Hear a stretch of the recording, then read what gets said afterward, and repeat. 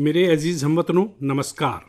मन की बात में आपका एक बार फिर खैर मकदम है। नवंबर का महीना बहुत सी तहरीक और तरगीब लेकर आया। कुछ दिन पहले ही 26 नवंबर को यौम आइन पर सेंट्रल हॉल में खुसूसी प्रोग्राम का इनेकाद किया गया। वंदे मातरम के 150 साल मुकम्मल होने पर पूरे मुल्क में होने वाले प्रोग्रामों का शानदार आगाज़ हुआ। 25 नवंबर को अयोध्या में राम मंदिर पर धर्म ध्वज नस्ब किया गया। इसी दिन कुरुक्षेत्र के ज्योतिसर में 5 जन्य मेमोरियल की नकाब कुशाई की गई।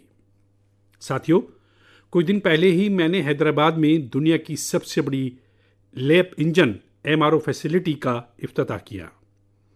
एयरक्राफ्ट की मेंटेनेंस, रिपेयर और ओवरहॉल के सेक्टर में भारत ने यह बहुत बड़ा कदम उठाया है।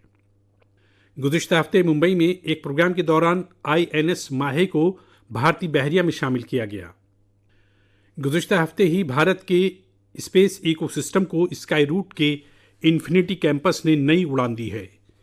ये भारत के नए अंदाज़े फ़िक्र, इनोवेशन और यूथ पावर की अक्कासी करता है। साथियों, ज़राअत के शोबे में भी मुल्क ने बड़ी कामयाबी हासिल की है।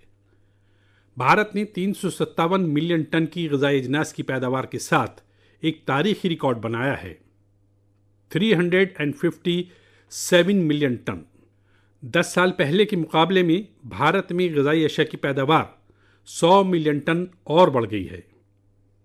खेलों की दुनिया में भारत का परचम लहरा रहा है। कुछ दिन पहले ही भारत के कॉमनवेल्थ खेलों की मेज़बानी का भी ऐलान हुआ है। ये कामयाबियां मुल्क की हैं, हमवतनों की हैं, और मन की बात मुल्क के लोगों की ऐसी कामयाबियों को, लोगों की इज्तिमाई कोशिशों को अवाम के सामने लाने का एक बेहतरीन वसीला है। साथियों, अगर दिल में लगन हो, इज्तिमाई क़ुव्वत के साथ टीम की तरह काम करने पर यकीन हो, गिरकर फिर से उठ खड़े होने की हिम्मत हो, तो मुश्किल से मुश्किल काम में भी कामयाबी यकीनी हो जाती है। आप उस दौर का तस्वुर कीजिए जब सैटेलाइट नहीं थे, GPS सिस्टम नहीं था, नेविगेशन की कोई सहूलत नहीं होती थी। उस वक्त भी हमारे मल्लाह बड़े बड़े बहरी जहाज़ लेकर समंदर में निकल जाते थे और तयशुदा मकामात पर पहुंचते थे। अब समंदर से आगे बढ़कर दुनिया के ममालिक खला की बेपनाह बुलंदी को नाप रहे हैं।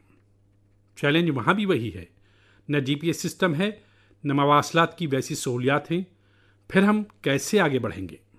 साथियों, कुछ दिन पहले सोशल मीडिया पर एक वीडियो पर मेरी तवज्जो गई। ये वीडियो इसरो के एक मुनफरिद ड्रोन मुकाबले का था। इस वीडियो में हमारे मुल्क के नौजवान और ख़ास तौर पर हमारे जेन जेड मरीख सैयारे से हालात में ड्रोन उड़ाने की कोशिश कर रहे थे। ड्रोन उड़ते थे कुछ लम्हों के लिए, तवाज़ुन में रहते थे, फिर अचानक ज़मीन पर गिर जाते थे। जानते हैं क्यों? क्योंकि यहाँ जो ड्रोन उड़ रहे थे उनमें GPS का सपोर्ट बिल्कुल नहीं था। मरीख सैयारे पर GPS मुमकिन नहीं, इसलिए ड्रोन को किस तरह का खारजी सिग्नल या गाइडेंस नहीं मिल सकता। ड्रोन को अपने कैमरे और इन बिल्ट सॉफ्टवेयर के सहारे परवास करनी थी। उस छोटे से ड्रोन को ज़मीन के पैटर्न की शनाख्त करनी थी, बुलंदी का पता लगाना था, रुकावटों को समझना था और ख़ुद ही बाहिफाजत उतरने का रास्ता तलाश करना था। इसलिए ड्रोन भी एक के बाद एक गिरते जा रहे थे। साथियों, इस मुकाबले में पुणे के नौजवानों की एक टीम ने कुछ हद तक कामयाबी हासिल की। उनका ड्रोन भी कई मरतबा गिरा, क्रैश हुआ, लेकिन उन्होंने हिम्मत नहीं हारी। कई बार की कोशिश के बाद इस टीम का ड्रोन मरीख सैयारे जैसे हालात में कुछ देर परवास करने में कामयाब रहा। साथियों, ये वीडियो देखते हुए मेरे जहन में एक और मंजर उभर आया। वो दिन जब चंद्रयान 2 से राब्ता मुनक़ते हो गया था। उस दिन पूरा मुल्क और ख़ास तौर से साइंसदां कुछ लम्हों के लिए मायूस हो गए थे। लेकिन साथियों, नाकामी ने उन्हें रोका नहीं। उसी दिन उन्होंने चंद्रयान स्वयं की कामयाबी की दास्तान लिखनी शुरू कर दी। यही वजह है कि जब चंद्रयान स्वयं ने कामयाब लैंडिंग की तो वो सिर्फ एक मिशन की कामयाबी नहीं थी, वो तो नाकामी पर उबूर हासिल करके कायम किए गए एतमाद और भरोसे की कामयाबी थी। इस वीडियो में जो नौजवान नज़र आ रहे हैं, उनकी आंखों में मुझे वही चमक दिखाई दी। हर बार जब मैं अपने नौजवानों के अज़्म और साइंसदानों की लगन को देखता हूं तो दिल जोश से सरशार हो जाता है। नौजवानों की यही लगन विकसित भारत की बहुत बड़ी ताकत है।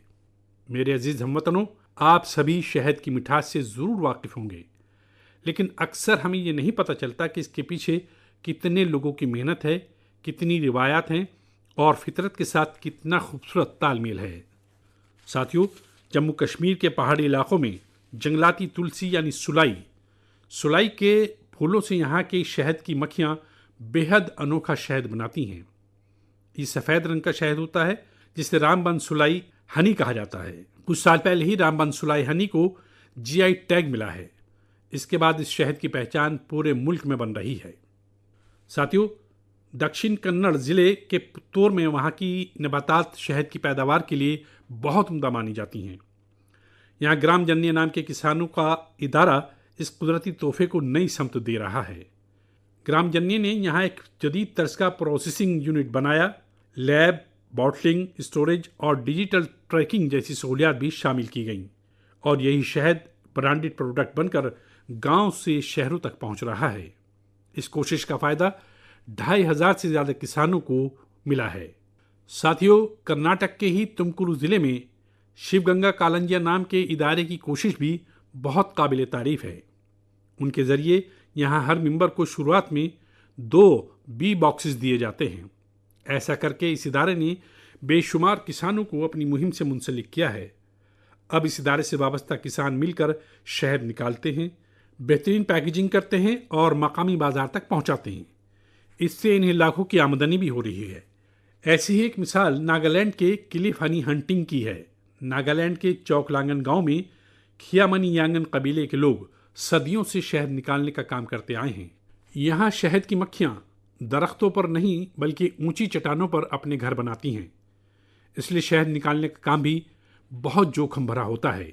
इसलिए यहाँ के लोग शहद की मक्खियों से पहले बहुत नरमी से बात करते हैं, उनसे इजाज़त लेते हैं, उन्हें बताते हैं कि वो आज शहद लेने आए हैं, इसके बाद शहद निकालते हैं। साथियों, आज भारत हनी प्रोडक्शन में नए रिकॉर्ड कायम कर रहा है। 11 साल पहले मुल्क में हनी की पैदावार 76,000 मैट्रिक टन थी। अब ये बढ़कर 1.5 लाख मैट्रिक टन से भी ज़्यादा हो गई है। गुज़िश्ता कुछ वर्षों में शहद के एक्सपोर्ट में भी 3 गुना से ज़्यादा का इजाफा हुआ है।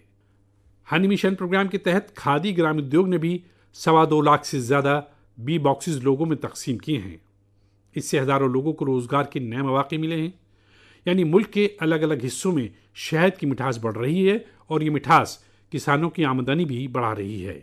मेरे अजीज हमवतनों, हरियाणा के कुरुक्षेत्र में महाभारत की लड़ाई हुई थी, ये हम सभी जानते हैं। लेकिन लड़ाई के इस तजर्बे को आप वहाँ महाभारत अनुभव केंद्र में भी जीते जागते तरीके से महसूस कर सकते हैं। इस अनुभव केंद्र में महाभारत की दास्तान को 3D light and sound show और डिजिटल तकनीक से दिखाया जा रहा है। 25 नवंबर को जब मैं कुरुक्षेत्र गया था तो इस अनुभव केंद्र के तजर्बे ने मुझे बहुत लुत्फानंदोज किया। साथियों, कुरुक्षेत्र में ब्रह्म सरोवर पर मुनक्किदा बैनुल-अक़वामी गीता महोत्सव में शामिल होना भी मेरे लिए बहुत ख़ास रहा। मैं ये देखकर बहुत मुतासिर हुआ कि कैसे दुनिया भर के लोग दिव्य ग्रंथ गीता से तरगीब हासिल कर रहे हैं। इस महोत्सव में यूरोप और सेंट्रल एशिया समेत दुनिया के कई मुल्कों के लोगों ने शिरकत की। इस महीने की शुरुआत में सऊदी अरब में पहली मर्तबा किसी अवामी प्लेटफॉर्म पर गीता पेश की गई। यूरोप के लिटविया में भी एक यादगार गीता महोत्सव मुनक्किद किया गया। इस महोत्सव में लिटविया, इस्तवेनिया, लिथुआनिया और अल्जीरिया के फनकारों ने पुरजोश अंदाज से हिस्सा लिया। साथियों, भारत की शानदार सकाफत में अमन और हमदर्दी का जज्बा मुकद्दम रहा है। आप दूसरी आलमी जंग का तस्वुर कीजिए, जब चारों तरफ तबाही और बर्बादी का खौफनाक माहौल बना हुआ था। ऐसे मुश्किल वक्त में गुजरात के नवानगर के जाम साहब महाराजा दिग्विजय सिंह जी ने जो अजीम काम अंजाम दिया, वो आज भी हमें तहरीक देता है। उस वक्त जाम साहब किसी फौजी इत्तेहाद या जंग की हिकमत अमली को लेकर नहीं सोच रहे थे, बल्कि उनकी तशवीश ये थी कि आलमी जंग के दौरान किस तरह पॉलिश यहूदी बच्चों की हिफाजत की गई। उन्होंने गुजरात में तब हज़ारों बच्चों को पनाह देकर उन्हें नई जिंदगी दी, जो आज भी एक मिसाल है। कुछ दिन पहले जनूबी इसराइल के मोशाओ नेवातिम में जाम साहब के मुजस्समे की नकाब कुशाई की गई। ये बहुत ही ख़ास एजाज़ था। गुज़िश्ता साल पोलैंड के वारसा में मुझे जाम साहब के मेमोरियल पर गुलहाए अक़ीदत नज़र करने का शरफ़ हासिल हुआ। मेरे लिए वो लम्हा हमेशा नाकाबिले फरामोश रहेगा। मेरे अजीज़ हमवतनों, कुछ दिन पहले मैं नेचुरल फार्मिंग के एक बड़े इजलास में शिरकत के लिए कोयम्बटूर गया। जनूबी भारत में नेचुरल फार्मिंग को लेकर हो रही कोशिशों को देखकर मैं बहुत मुतासिर हुआ। कितने ही हाईली क्वालिफाइड प्रोफेशनल नौजवान अब नेचुरल फार्मिंग फील्ड को इख्तियार कर रहे हैं। मैंने वहाँ किसानों से बात की, उनके तजर्बे से वाकफियत हासिल की। नेचुरल फार्मिंग भारत की कदीम रिवायत का हिस्सा रही है और हम सभी का फ़र्ज़ है कि धरती माँ की हिफाजत के लिए इसे लगातार बढ़ावा दें। साथियों, दुनिया की सबसे कदीम ज़बान और दुनिया के सबसे कदीम शहरों में से एक शहर, इन दोनों का संगम हमेशा शानदार होता है। मैं बात कर रहा हूँ काशी तमिल संगमम की। 2 दिसंबर से काशी के नमोघाट पर चौथा काशी तमिल संगमम शुरू हो रहा है। इस बार के काशी तमिल संगमम की थीम बहुत ही दिलचस्प है, लर्न तमिल, तमिल किरकलम। काशी तमिल संगमम इन सभी लोगों के लिए एक अहम प्लेटफॉर्म बन गया है जिन्हें तमिल ज़बान से दिलचस्पी है। काशी के लोगों से जब भी बात होती है तो वो हमेशा ये बताते हैं कि काशी तमिल संगमम का हिस्सा बनना उन्हें बहुत अच्छा लगता है। यहाँ उन्हें कुछ नया सीखने और नए नए लोगों से मुलाकात करने का मौका मिलता है। इस बार भी काशी के बाशिंदे पूरे जोश व खरोश के साथ तमिलनाडु से आने वाले अपने भाई बहनों का खैर मकदम करने के मुंतज़िर हैं। मेरी आप सभी से अपील है कि आप काशी तमिल संगमम का हिस्सा ज़रूर बनें। इसके साथ ही ऐसे और भी प्लेटफॉर्म्स के बारे में सोचें जिनसे एक भारत श्रेष्ठ भारत का जज्बा मजबूत हो। यहाँ मैं एक बार फिर कहना चाहूँगा, जिसका तर्जुमा है, तमिल सकाफत अजीम है, तमिल ज़बान अजीम है, तमिल भारत की शान है। मेरे अजीज़ हमवतनों, भारत के सिक्योरिटी निज़ाम को मजबूती मिलती है तो हर भारतीय शहरी को फ़ख्र होता है। गुज़िश्ता हफ्ते मुंबई में INS माहे को भारतीय बहरिया में शामिल किया गया है। कुछ लोगों के दरमियान इसके अंदरूनी मुल्क डिज़ाइन को लेकर बहुत चर्चा रहा। वहीं पदोचेरी और मालाबार कोस्ट के लोग इसके नाम से ही खुश हो गए। दरअसल इसका माहे नाम उस मकाम माहे के नाम पर रखा गया है जिसकी एक शानदार तारीखी विरासत रही है। केरला और तमिलनाडु के कई लोगों ने इस बात पर गौर किया कि इस जंगी बहरी जहाज़ का क्रेस्ट उरुमी और कलारीपयट्टू की रिवायती लचीली तलवार की तरह नजर आता है। ये हम सब के लिए फ़ख्र की बात है कि हमारी बहरिया बहुत ही तेज़ी के साथ खुद किफ़ालत की समत कदम बढ़ा रही है। 4 दिसंबर को हम बहरिया का यौम तासीस भी मनाने जा रहे हैं। ये मौका हमारे फ़ौजों की शानदार दिलेरी और शजाअत को एजाज़ बख्शने का एक ख़ास दिन है। साथियों, जो लोग नेवी से वाबस्ता टूरिज़्म में दिलचस्पी रखते हैं, उनके लिए हमारे मुल्क में बहुत से मकामात हैं जहां उन्हें बहुत कुछ सीखने को मिलेगा। मुल्क के मगरबी साहिल पर गुजरात के सोमनाथ के नज़दीक एक ज़िला है दीव। दीव में INS खुकरी को वक्फ खुकरी मेमोरियल एंड म्यूज़ियम है। वहीं गोवा में नेवल एविएशन म्यूज़ियम है जो एशिया में अपनी तर्ज का मुनफरिद म्यूज़ियम है। फोर्ट कोची के INS द्रोणाचार्य में इंडियन नेवल मेरीटाइम म्यूज़ियम है। यहाँ हमारे मुल्क की मेरीटाइम हिस्ट्री और इंडियन नेवी के एवोल्यूशन को देखा जा सकता है। श्री विजयपुरम, जिसे पहले पोर्ट ब्लेयर कहा जाता था, वहाँ समुद्री का नेवल मैरीन म्यूज़ियम उस इलाके की समुद्री तारीख को उजागर करने के लिए जाना जाता है। कारवार के रविंद्रनाथ टैगोर बीच पर वारशिप म्यूज़ियम में मिसाइलों और हथियारों की रेप्लिका रखी गई है। विशाखापट्टनम में भी एक सबमरीन, हेलीकॉप्टर और एयरक्राफ्ट म्यूज़ियम है जो इंडियन नेवी से वाबस्ता है। मैं आप सभी से ख़ास तौर पर मिलिट्री हिस्ट्री में दिलचस्पी रखने वाले लोगों से अपील करता हूँ कि आप इन म्यूज़ियम्स को देखने ज़रूर जाएं। मेरे अजीज़ हमवतनों, सर्दी का मौसम आ गया है और साथ ही मौसम सरमा से वाबस्ता टूरिज़्म का वक्त भी आ गया है। दुनिया के कई मुल्कों ने मौसम सरमा में होने वाले टूरिज़्म को, विंटर टूरिज़्म को अपनी मईशत की बहुत बड़ी बुनियाद बनाया है।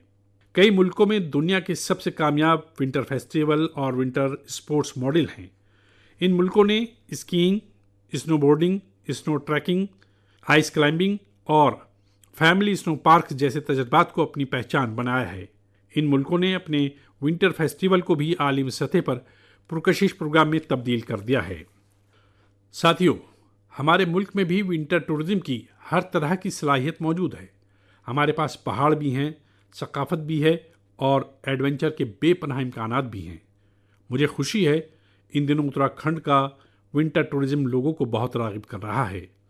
सर्दी के मौसम में उली, मंसियारी, चौपटा और डयारा जैसे मकामात खूब पॉपुलर हो रहे हैं।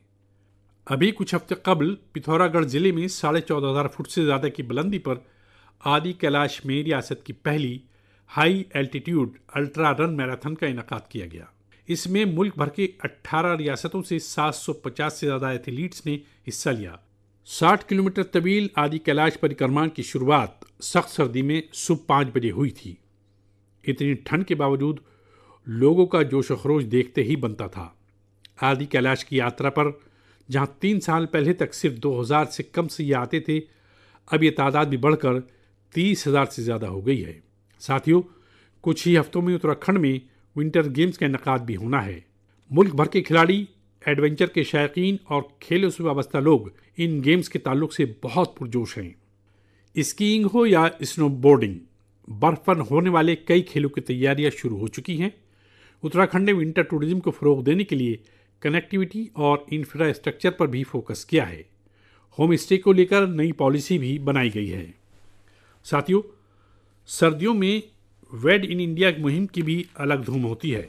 सर्दियों की सुनहरी धूप हो, पहाड़ से उतरते कोहरे की चादर हो, डेस्टिनेशन वेडिंग के लिए पहाड़ भी अब खूब पॉपुलर हो रहे हैं। कई शादियां तो अब खासतौर पर गंगा जी के किनारे हो रही हैं। साथियों, सर्दी के इन दिनों में हिमालय की वादियां एक ऐसे एहसास का हिस्सा बन जाती हैं जो जिंदगी भर साथ रहता है। अगर आप इस मौसम सरमा में कहीं जाने के बारे में सोच रहे हैं तो हिमालय की वादियों को ज़रूर ध्यान में रखिए। साथियों, कुछ हफ्ते पहले मैं भूटान गया था। ऐसे दौरों में अलग अलग तरह की बातचीत और मुज़ाकरात का मौका मिलता है। अपने इस दौरे में मैंने भूटान के राजा, मौजूदा राजा के वालिद जो खुद भी पहले राजा रह चुके हैं, वहाँ के वज़ीर आज़म और दीगर लोगों से मुलाकात की। इस दौरान हर किसी से एक बात ज़रूर सुनने को मिली। सभी लोग वहाँ बुद्धिस्ट रेलिक्स यानी भगवान बुद्ध के पवित्र वाक़यात भेजे जाने को लेकर भारतीयों के तई तशक्कुर का इजहार कर रहे थे। मैंने जब भी ये सुना, मेरा दिल फ़ख्र से सरशार हो गया। साथियों, भगवान बुद्ध के पवित्र वाक़यात को लेकर कई दीगर मुल्कों में भी ऐसा ही जोश व खरोश देखने को मिला है। पिछले महीने ही नेशनल म्यूजियम से इन पवित्र वाक़यात को रूस के कलमीकिया ले जाया गया था। यहाँ बौद्ध मजहब की खास अहमियत है। मुझे बताया गया कि इनके दर्शन के लिए रूस के दूर दराज इलाकों से भी बहुत बड़ी तादाद में लोग वहाँ पहुँचे। इन पवित्र वाक़यात को मंगोलिया, वियतनाम और थाईलैंड भी ले जाया जा चुका है। हर जगह लोगों को बड़ा जोश व खरोश देखने को मिला है। इनके दर्शन के लिए थाईलैंड के राजा भी पहुंचे थे। पूरी दुनिया में भगवान बुद्ध के पवित्र वाक़यात के तई इस तरह की गहरी वाबस्तगी देखकर दिल जज्बात से भर जाता है। ये सुनकर बहुत अच्छा लगता है कि कैसे इस तरह की कोई पहल दुनिया भर के लोगों को आपस में जोड़ने का वसीला बन जाती है। मेरे अजीज हमवतनों, मैं आप सभी से हमेशा वोकल फॉर लोकल के मंत्र को साथ लेकर चलने की बात करता हूँ। अभी कुछ दिन पहले G20 सरबराह कॉन्फ्रेंस के दौरान जब दुनिया के कई रहनुमाओं को तोहफे देने की बात आई तो मैंने फिर कहा, वोकल फॉर लोकल। मैंने हमवतनों की तरफ से दुनिया के लीडरों को जो तोहफे पेश किए, उसमें इस जज्बे का खास तौर पर खास ख्याल रखा गया। G20 के दौरान मैंने जनूबी अफ्रीका के सदर को नटराज का कांसे का मुजस्समा पेश किया। ये तमिलनाडु के तंजावुर की सकाफती विरासत से वाबस्ता चूल दौर की दस्तकारी की उम्दा मिसाल है। कनाडा के वज़ीर आज़म को चांदी से बनी हुई घोड़े की एक छवि दी गई। ये राजस्थान के उदयपुर की बेहतरीन दस्तकारी की अक्कासी करती है। जापान के वज़ीर आज़म को चांदी का बना हुआ बुद्ध का मुजस्समा पेश किया गया। इसमें तेलंगाना और करीमनगर की मशहूर सिल्वर क्राफ्ट की बारीकी का पता चलता है। इटली के वज़ीर आज़म को फूलों की शक्ल वाला सिल्वर मिरर तोहफे में दिया। ये भी करीमनगर की ही रिवायती धात दस्तकारी की अक्कासी करता है। ऑस्ट्रेलिया के वज़ीर आज़म को मैंने बरास उर्ली पेश की। ये केरला के मुन्नार का एक उम्दा दस्तकारी नमूना है। मेरा मकसद था कि दुनिया भारतीय दस्तकारी, आर्ट और रिवायत के बारे में वाकफियत हासिल करे और हमारे कारीगरों की सलाहियत को ग्लोबल प्लेटफॉर्म मिले। साथियों, मुझे खुशी है कि वोकल फॉर लोकल के जज्बे को मुल्क के करोड़ों लोगों ने अपनी ज़िंदगी का हिस्सा बना लिया है। इस साल जब आप त्योहारों की खरीदारी के लिए बाजार में गए होंगे तो एक बात आप सभी ने महसूस की होगी। लोगों की पसंद और घरों में आने वाले सामान में एक वाज़ेह इशारा नजर आ रहा था कि मुल्क स्वदेशी की तरफ लौट रहा है। लोग अपने दिल से भारत में बनी हुई अशिया को चुन रहे थे। इस तब्दीली को छोटे से छोटे दुकानदार ने भी महसूस किया। इस बार नौजवानों ने भी वोकल फॉर लोकल मुहिम को रफ्तार दी। आने वाले कुछ दिनों में क्रिसमस और नए साल पर खरीदारी का नया दौर शुरू होने वाला है। मैं फिर आपको याद दिलाऊंगा, वोकल फॉर लोकल का मंत्र याद रखें। खरीदें वही जो मुल्क में तैयार किया गया हो, फरोख्त वही करें जिसमें किसी हमवतन की मेहनत लगी हो। मेरे अजीज हमवतनों, भारतीय खेलों के लिहाज से यह महीना सुपर हिट रहा है। इस महीने की शुरुआत भारतीय खवातीन टीम के जरिए आईसीसी खवातीन वर्ल्ड कप जीतने से हुई, लेकिन उसके बाद भी मैदान पर और ज़्यादा एक्शन देखने को मिला। कुछ दिन पहले ही टोक्यो में डीफ ओलंपिक्स हुए हैं, जहां भारत ने अपनी अब तक की बेहतरीन कारकर्दगी का मुजाहरा करते हुए 20 मेडल्स जीते हैं। हमारे खवातीन खिलाड़ियों ने भी कबड्डी वर्ल्ड कप जीतकर तारीख रकम की। पूरे टूर्नामेंट में उन्होंने बेहतरीन कारकर्दगी का मुजाहरा करके हर भारतीय शहरी का दिल जीत लिया। वर्ल्ड बॉक्सिंग कप फाइनल में भी हमारे खिलाड़ियों की कारकर्दगी शानदार रही, जहां उन्होंने 20 मेडल्स जीते। साथियों, जिस बात का और भी ज़्यादा चर्चा हो रहा है वो है हमारी खवातीन टीम का ब्लाइंड क्रिकेट वर्ल्ड कप जीतना। बड़ी बात यह है कि हमारी इस टीम ने एक भी मैच हारे बगैर इस टूर्नामेंट को जीता है। हम वतनों को इस टीम की हर खिलाड़ी पर बहुत फख्र है। मेरी इस टीम से प्रधानमंत्री निवास पर मुलाकात हुई। वाकई इस टीम का हौसला, उनका जज्बा हमें बहुत कुछ सिखाता है। ये फतेह हमारी खेलों की तारीख की सबसे बड़ी जीत में से एक है, जो हर भारतीय शहरी को तहरीक देती रहेगी। साथियों, आजकल हमारे मुल्क में इंडोरेंस स्पोर्ट्स का एक नया खेल कल्चर भी तेजी के साथ उभर रहा है। इंडोरेंस स्पोर्ट्स से मेरा मतलब ऐसी स्पोर्ट्स एक्टिविटीज से है जिसमें आपकी लिमिट्स की परख होती है। कुछ साल पहले तक मैराथन और बाइकथन जैसे खास इवेंट्स कुछ खास लोगों तक ही महदूद थे, लेकिन अब बहुत कुछ बदल चुका है। मुझे बताया गया है कि मुल्क भर में हर महीने 1,500 से ज़्यादा इंडोरेंस स्पोर्ट्स का इनकाद होता है। इन इवेंट्स में हिस्सा लेने के लिए एथलीट्स दूर दूर तक जाते हैं। साथियों, इंडोरेंस स्पोर्ट की ही एक मिसाल है आयरनमैन ट्रायथलॉन। आप तसव्वुर कीजिए, अगर आपको ये बताया जाए कि आपके पास एक दिन से भी कम वक्त है और आपको ये 3 काम करने हैं: समंदर में 4 किलोमीटर तक तैरना, 180 किलोमीटर साइकिल चलाना और तकरीबन 42 किलोमीटर की मैराथन दौड़ लगाना, तो आप सोचेंगे ये कैसे मुमकिन है। लेकिन फौलादी हौसले वाले लोग इस काम को भी बखूबी कर जाते हैं, इसीलिए इसे आयरनमैन ट्रायथलॉन कहा जाता है। गोवा में हाल ही में ऐसा ही एक इनकाद किया गया। आजकल इस तरह के प्रोग्रामों में भी लोग सरगर्मी के साथ हिस्सा ले रहे हैं। ऐसे कई और मुकाबले भी हैं जो हमारे नौजवान साथियों में बहुत मकबूल हो रहे हैं। आजकल कई लोग fit India Sundays on cycle जैसे प्रोग्रामों में हिस्सा लेने के लिए साथ आ रहे हैं। ये सब ऐसी चीजें हैं जिनसे फिटनेस को बढ़ावा मिल रहा है। साथियों, आपसे हर महीने मिलना मेरे लिए हमेशा एक नया तजर्बा होता है। आपकी दास्तानी, आपकी कोशिश मुझे असर-ए-नौ तहरीक देते हैं। अपने पैगामात में जो आप तजवीज़ें भेजते हैं, जो तजर्बात शेयर करते हैं, उससे हमें इस प्रोग्राम में भारत की गूनागूनियत को साथ लेकर चलने की तरगीब मिलती है। जब हम अगले महीने मिलेंगे तब 2025 खत्म होने वाला होगा। मुल्क के ज़्यादातर हिस्सों में अब सर्दी का जोर भी बढ़ता जाएगा। सर्दी के मौसम में आप अपना और अपने अरकान ख़ानदान का ख़ास ख्याल रखें। अगले महीने कुछ नए मौज़ूआत, नई शख्सियात की बात ज़रूर करेंगे। बहुत बहुत शुक्रिया। नमस्कार।